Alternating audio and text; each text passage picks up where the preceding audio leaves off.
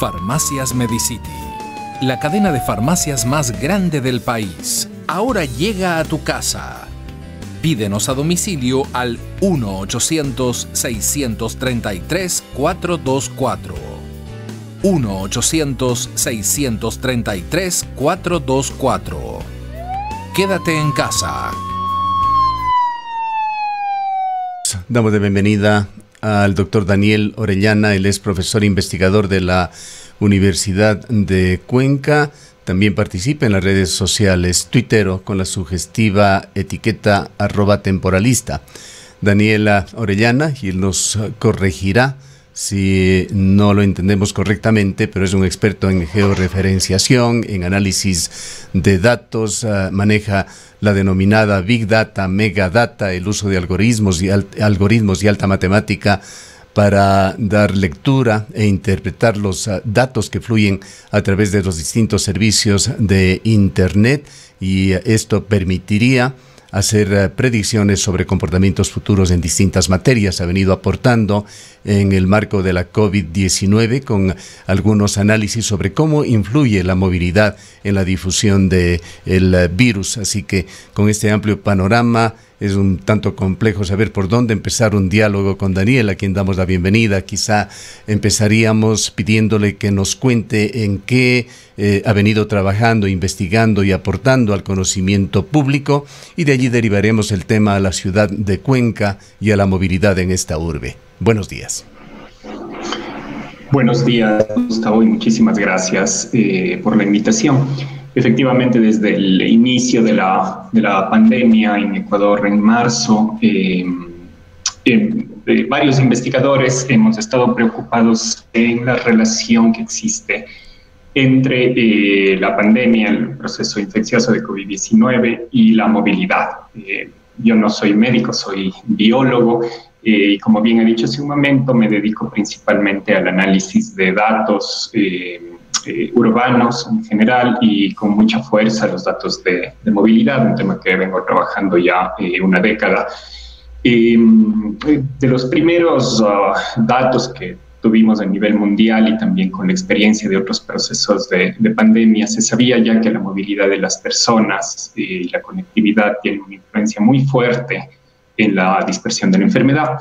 Por eso, de hecho, los gobiernos implementaron las medidas de restricción que todos pudimos conocer a nivel mundial, y que tanto han afectado, ¿no?, en los diversos aspectos de la vida, de la economía, de la salud. Ya específicamente, yo me he venido concentrando como parte, digamos, de mi investigación y de mi línea de investigación en movilidad acerca de lo que ha estado pasando en Ecuador. En la primera fase de la pandemia hemos estado trabajando en entender cómo, a partir de los sitios de entrada, digamos, que son los puntos de conexión internacional, principalmente los aeropuertos, cómo a partir de allí y a través de la movilidad nacional de las personas, la epidemia se ha ido dispersando y ha llegado prácticamente a todo el territorio nacional. En diferentes etapas, además, ¿no es cierto? En la primera etapa en la costa, que fue muy, muy fuerte y terrible en términos de pérdidas de vidas, y ahora que se ha movido más hacia otros lugares. Finalmente, hemos estado también trabajando a nivel un poco más local, intentando entender, como bien he dicho, cómo ha cambiado la movilidad, cuáles han sido las tendencias de la movilidad dentro de las distintas ciudades del país, y cómo estos cambios de movilidad podrían estar también relacionados a diferentes aspectos. Por un lado, obviamente, el proceso epidémico, y por otro lado, de la vida, ¿no?, de la vida urbana que tanto se ha visto afectada este año. ¿Cuál es, si es que se puede describir de una manera simple, directa, la situación al momento de Ecuador en esta etapa que se inició hace algunas semanas ya, tras el estado de excepción que restringía mucho más la movilidad? Bien, para responder a esta pregunta me voy a apoyar un poco en algunos datos que tenemos. Hemos venido trabajando principalmente con Big Data proveniente de empresas de telecomunicaciones, y en particular, en este caso de Google. La empresa tiene unos reportes de datos de movilidad que tal vez incluso aquí la palabra movilidad es un poco confusa, porque lo que realmente se refieren estos datos es a cuánto tiempo las personas pasan en distintos tipos de lugares, ¿no? Cuántos tiempos pasan en sus casas, cuántos tiempos pasan en su lugar de trabajo, cuánto tiempo pasan en comercios, etcétera. Estos datos se han venido utilizando durante este año en varias partes del mundo, son muy interesantes, pero sí tienen un sesgo socioeconómico que podría ser importante en el caso de Ecuador. ¿Por qué? Porque realmente provienen del uso de teléfonos celulares que tienen activos algunos servicios de Google, ¿no? Y obviamente el acceso tanto a un teléfono celular como un plan de datos, pues es diferente para diferentes grupos poblacionales en Ecuador. Salvando, digamos, de este posible sesgo que pueden producir errores en los datos, lo que sí vemos es una recuperación muy importante de la movilidad ya durante las últimas semanas.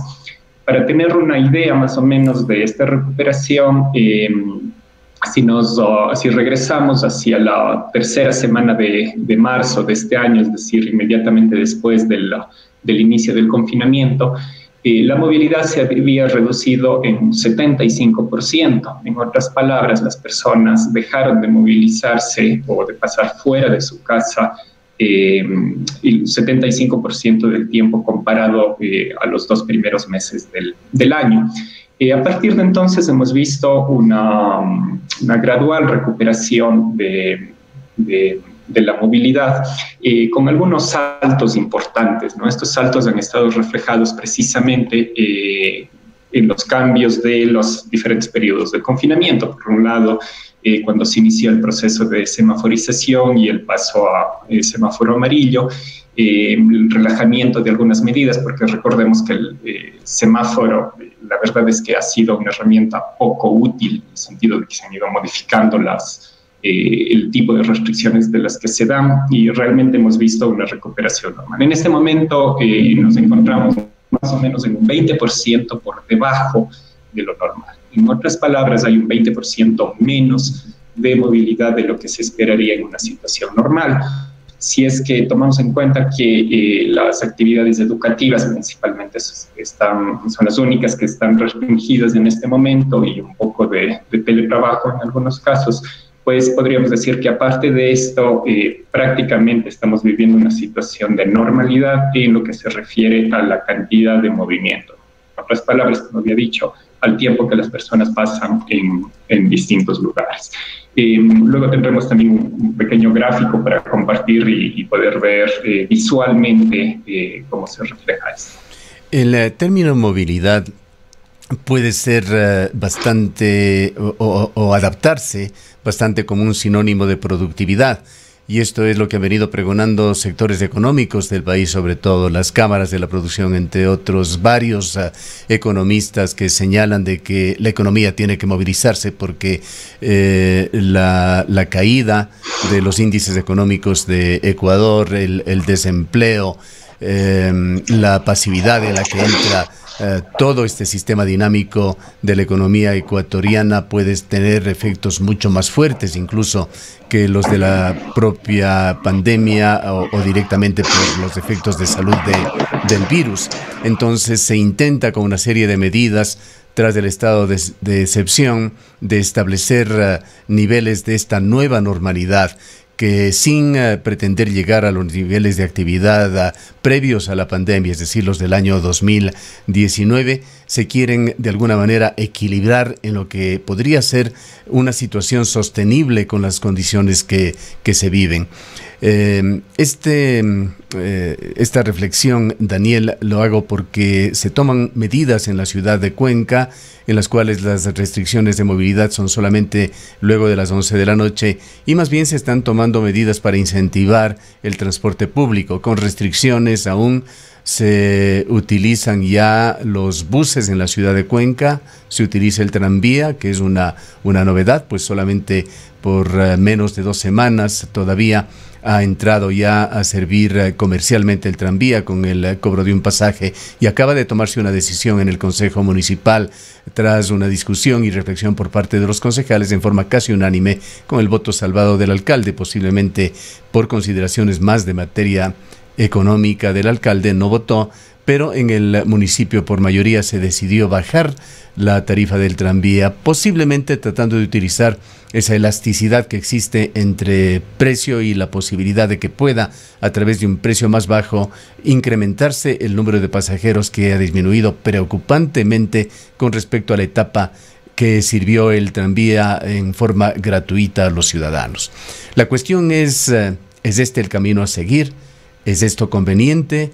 ¿Qué situaciones puede traer desde el punto de vista económico, que es lo principal que se persigue, pero también qué condiciones negativas puede traer el incremento del transporte público en el tema de la difusión del virus, del coronavirus, de la COVID-19?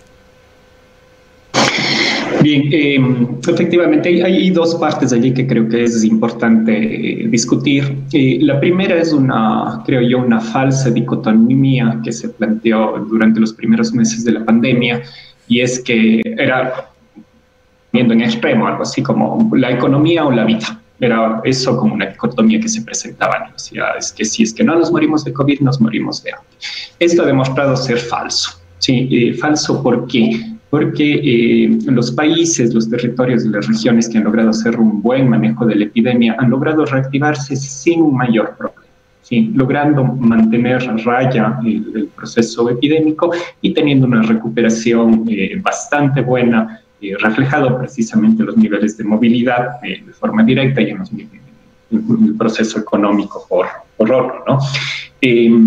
¿Cómo han logrado hacer esto? Básicamente con lo que ya se sabía desde el inicio, teniendo un buen sistema de seguimiento y rastreo del proceso epidémico, es decir, lograr tener suficientes pruebas para poder detectar de forma adecuada y de forma temprana a las personas infectadas y, lo que es más importante, a los contactos de las personas infectadas.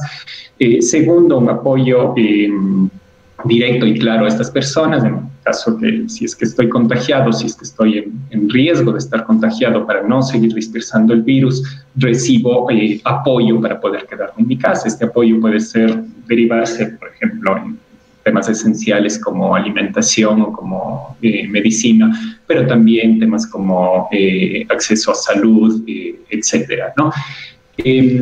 Educación sobre cómo funciona el virus, el comportamiento que debemos tener y todas las medidas, implementación de medidas de protocolos de seguridad muy claros.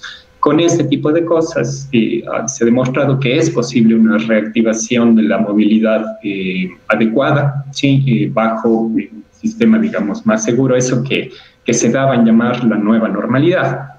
Lo que estamos viendo en el caso de Ecuador y probablemente también en Cuenca es que no estamos en una nueva normalidad, estamos en la misma normalidad anterior, sino que ahora con un virus que lastimosamente estaba muy presente. Tenemos como hemos visto, una gran cantidad de casos positivos confirmados en la ciudad y en la provincia, y con pocas posibilidades, ¿no es cierto?, de hacer un manejo adecuado de esto. Entonces, insisto que esta primera parte creo que es una falsa dicotomía.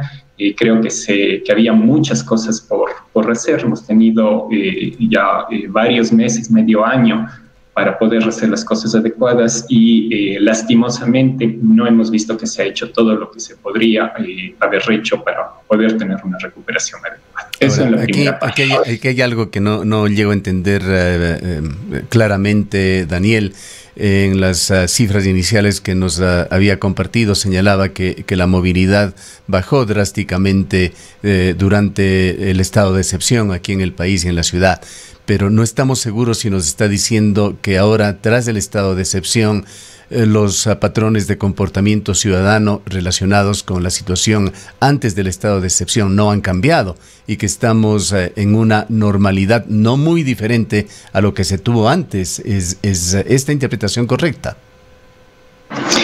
Más o menos sí. Espero que puedan ver lo que estoy proyectando en este momento en la pantalla.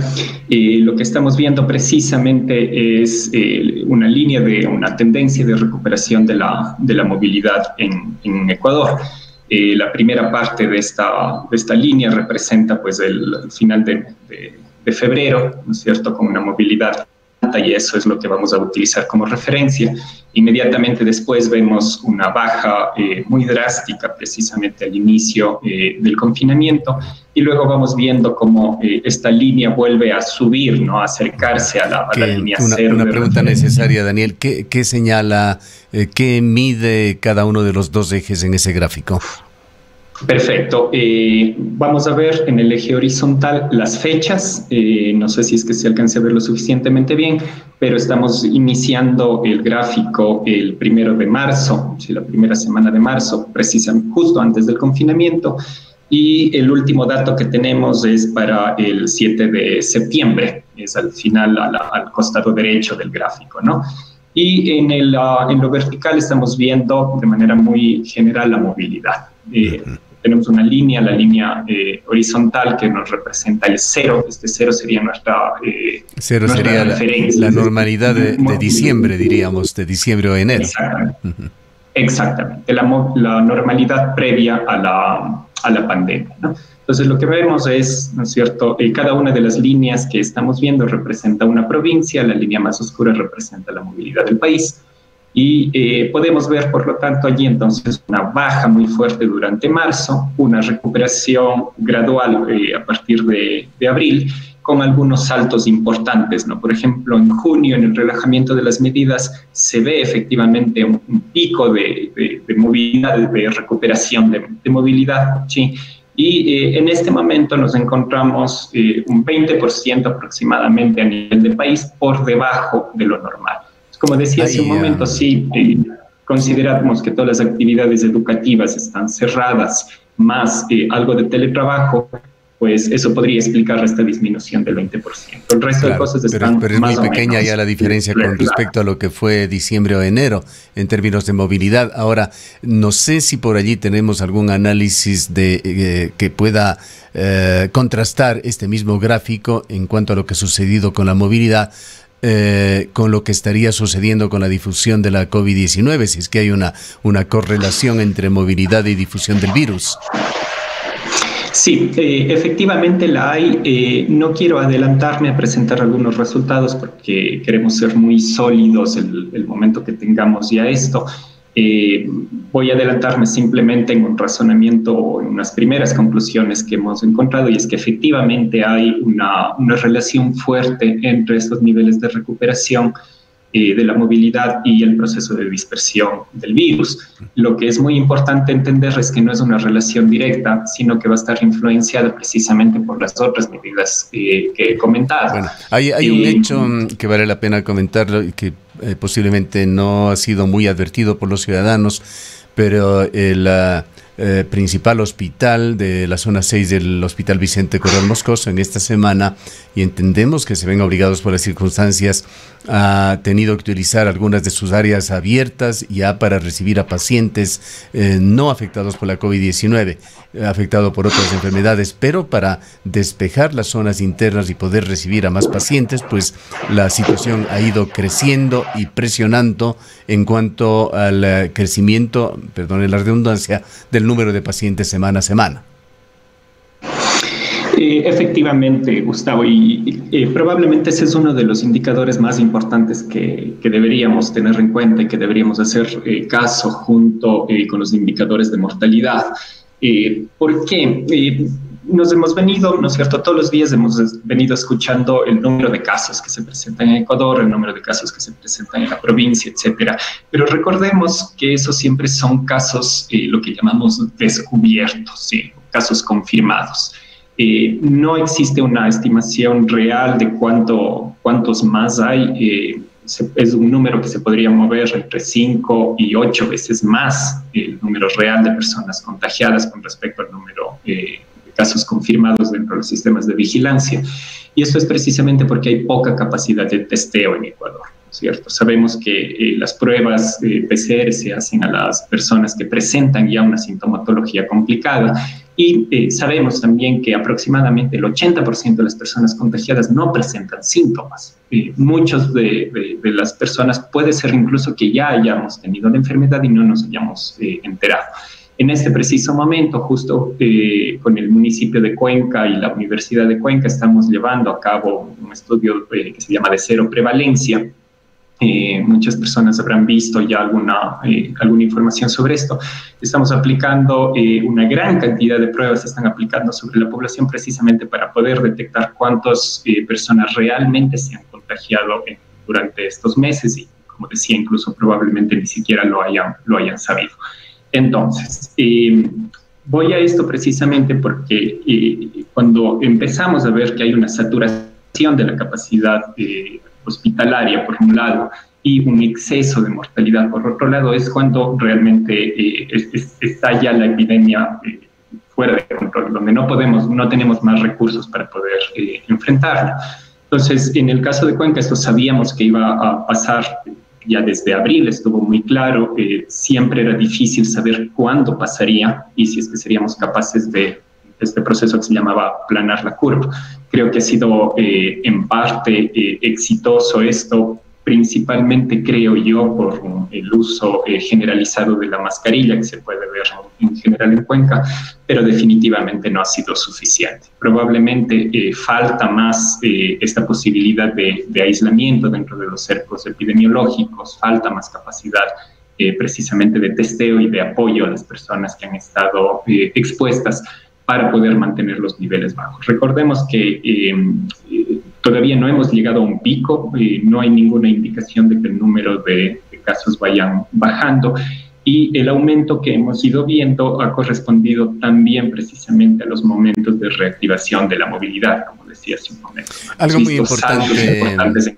Algo muy importante en estos temas intrigantes y sumamente interesantes, Daniel, es cómo estos estudios académicos están o pueden influir en lo que son las políticas públicas, la responsabilidad en el Ecuador para brindar esta ayuda al ciudadano, pues no se lo puede tomar de otra manera para evitar que la COVID-19 se propague. Se la traspasó ya del gobierno central a los municipios y los municipios tienen la principal prioridad de tomar acción pública en este tema. Incluso aquí en la ciudad de Cuenca se emitió una ordenanza que regula medidas y acciones temporales para hacer frente en esta etapa post-estado de excepción por la COVID-19. ¿Se está logrando un trabajo armónico entre la academia y el poder político en esta ciudad?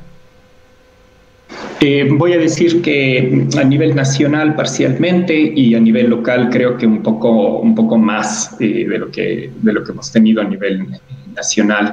Esto es probablemente una de las mayores dificultades que hemos visto en el caso de Ecuador. En otros países ha habido un fuerte diálogo entre la academia y los gobiernos. Los gobiernos se han apoyado muchísimo en las investigaciones y en los investigadores. Aunque tenemos unos pésimos ejemplos allá a nivel internacional como el del señor Trump o el señor Bolsonaro. Exactamente, y al mismo tiempo también tenemos buenos contraejemplos como cambios de la política pública, el manejo de la epidemia, como por ejemplo en Inglaterra, donde una adecuada información proveniente de la academia revirtió decisiones muy importantes. Recordemos que Inglaterra al inicio del proceso pues iba por el mismo camino que Estados Unidos y Brasil, argumentando que la inmunidad de grupo podría ser una buena estrategia y se demostró que esto costaría demasiadas vidas y se revirtió este proceso. En el caso de Ecuador, creo que al inicio hubo un intento interesante desde el gobierno de apoyarse en esto. Recordemos que el país ha invertido durante los últimos 10 años una gran cantidad de dinero precisamente en formar personas, en dar becas para posgrados, para estudios de doctorado a muchísimos ecuatorianos y muchos de ellos precisamente están listos y dispuestos para poder trabajar y apoyar. Lastimosamente esta articulación ha sido mucho más baja de lo previsto. Varios colegas investigadores e investigadoras se han quejado de la falta de oídos que han encontrado en las autoridades.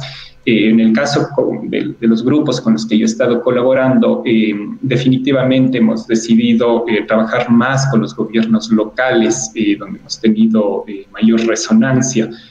donde nuestras propuestas han sido escuchadas con un poco más de atención y se han dado apoyo y sugerencia precisamente a algunas estrategias como este estudio de cero prevalencia que ha planteado la Universidad de Cuenca. Lastimosamente, como digo, a nivel del gobierno nacional ha habido una desarticulación mucho mayor. Otros países, cuando se han formado grupos de trabajo con mucha colaboración, en el caso de Ecuador, por alguna razón que hasta ahora no he logrado entender, incluso se ha dificultado la colaboración entre investigadores y entre grupos de investigación. Ha habido mucho problema en acceder a datos adecuados para los análisis, etcétera. Y esto es una de las cosas que creo que en el caso de Ecuador nos ha pasado factura. Yo creo que con muy buena evidencia y escuchando precisamente al nivel académico, al nivel técnico, hubiésemos podido tener una recuperación más rápida y más segura. En realidad esto de la pandemia ha cambiado todo en diversas partes del mundo. Ecuador no es la excepción. Y aquí, aprovechando esta coyuntura, esta situación que nos relata Daniel sobre el papel que están jugando y podrían jugar especialistas ecuatorianos, aunque hablemos de un tema bastante diferente, hay que denunciar e insistir y preocuparnos por la persecución que se está haciendo a especialistas ecuatorianos, a estudiantes que se beneficiaron de becas para venir a aportar para el país, pero vino la pandemia. No lograron ocuparse, otros estaban con trabajo y han quedado en la desocupación, y hay entidades como Cenecit que está preparando juicios, acosándolos para que devuelvan sus becas por no estar justificándolo con trabajo. Contradicciones gigantescas en este divorcio entre lo que es la realidad que vive la sociedad ecuatoriana y lo que se cree desde la burocracia en Quito. Es un tema que lo abordaremos en otro momento, pero que bien vale traerlo a la palestra, pues son temas que tienen que ser debatidos y políticas que el gobierno nacional tiene que reconsiderarlas. Perdón por esta digresión, Daniel. Concluyamos con un mensaje para los ciudadanos en general, partiendo de lo que se observa con este análisis de datos y lo que es el comportamiento público, con el propósito fundamental de defendernos de esta amenaza que continúa plenamente vigente. Efectivamente, yo creo que lo principal realmente es que en tiempos de crisis, en tiempos de decisiones difíciles, debemos escuchar más a la ciencia. Debemos escuchar más a los datos, a la evidencia, a los análisis, para poder tomar decisiones que sean más adecuadas. Y esto trayendo ya al contexto local, específicamente la ciudad de Cuenca, creo que también es parte de eso. Ha puesto como ejemplo la tarifa del tranvía, ha puesto como ejemplo las ordenanzas de regulación de la movilidad y otro tipo de restricciones. Yo estoy convencido que si es que se hubiese escuchado de forma más fuerte a lo que la evidencia dice, la ciencia, no los científicos, la ciencia, ¿sí? como una institución que lo que busca, a final de cuentas, es tomar decisiones más adecuadas, realmente estaríamos en una mejor posición de la que estamos ahora para enfrentar estos problemas. Desde la universidad pública, esa es nuestra misión principal, como investigadores, como grupo de investigación, como universidad pública. Nuestra finalidad, en último término, es la construcción de conocimiento, y es que ese conocimiento sea público y sea adecuado para la toma de decisiones.